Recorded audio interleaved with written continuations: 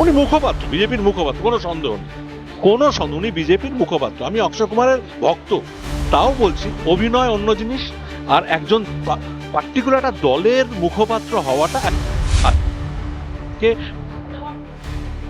তাকে ফাঁসানো হয়েছে কেন? শাহরুখ খান পশ্চিমবঙ্গের ব্র্যান্ড অ্যাম্বাসেডার ছিল, মমতা ব্যানার্জি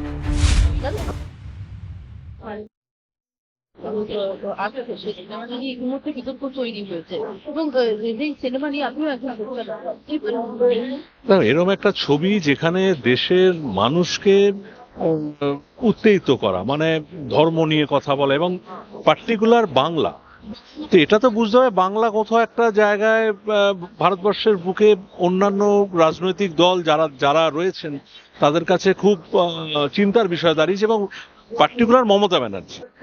এবং এতে কোনো সন্দেহ নেই বাংলা এরকম কোনো ছবি কোনোদিনও বানায়নি, এবার বাংলার ডিরেক্টর বা আমি শিল্পী আমাদের কিন্তু সেই মানসিকতাও নেই যে অন্য কোনো রাজ্যে, বিহারে আজকে ভোট আছে, সেখানের জন্য আমাদের একটা ছবি বানিয়ে সেখানে সেই ছবি একটা টিজার বের করে রিলিজ করতে হবে, এরকম কোনো কাজ আমাদের কোনোদিনও আমরা এখানে ভাবিও না।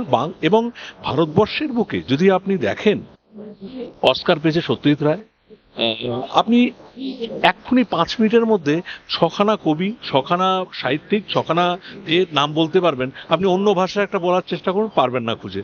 সুতরাং বাংলাতে হিংসা করবেই বাংলাকে। আপনি উত্তম কুমার যে লেভেলের একজন শিল্পী ছিলেন, সেই শিল্পী আপনি ভারতবর্ষে আরেকটা খুঁজে বের করুন, ডিরেক্টর সত্যজিৎ রায় আরেকটা সত্যজিৎ রায় খুঁজে বের করুন।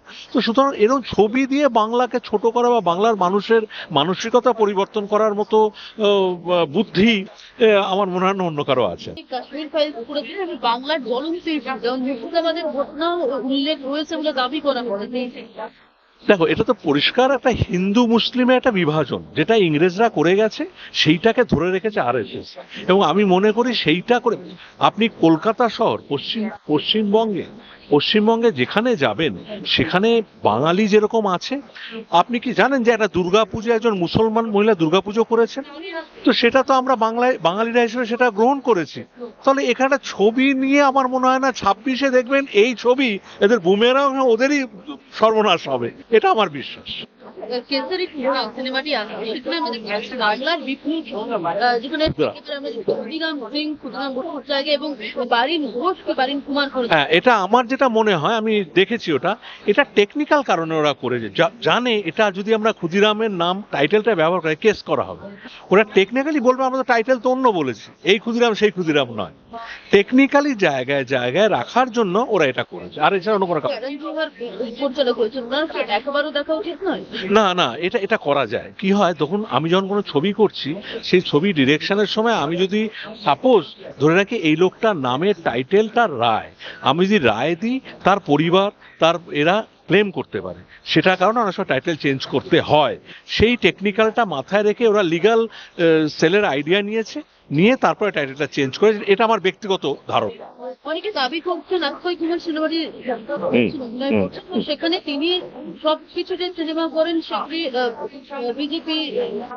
উনি মুখপাত্র, বিজেপির মুখপাত্র, কোনো সন্দেহ নেই, কোনো সন্দেহ, উনি বিজেপির মুখপাত্র। আমি অক্ষয় কুমারের ভক্ত, তাও বলছি অভিনয় অন্য জিনিস, আর একজন পার্টিকুলার একটা দলের মুখপাত্র হওয়াটা একটা জিনিস। তবে এটাও হতে পারে, দেখুন বম্বেতে থাকে, তারা যদি আমাদের নরেন্দ্র মোদীর বিরোধিতা করেন, তারা তো বম্বেতে সিনেমাই করতে পারবে না। আজকে শাহরুখ খানের ছেলেকে ইন্টেনশনালি তাকে ফাঁসানো হয়েছিল কেন? শাহরুখ খান পশ্চিমবঙ্গের ব্র্যান্ড অ্যাম্বাসেডার ছিল, মমতা ব্যানার্জির কাছে, ইন্টেনশনালি তাকে ফাঁসানো, কোনো সন্দেহ নেই এতে। ধন্যবাদ। বাংলা হান্টের আরো খবর দেখতে নজর রাখুন। বাংলা খবর মানেই বাংলা হান্ট।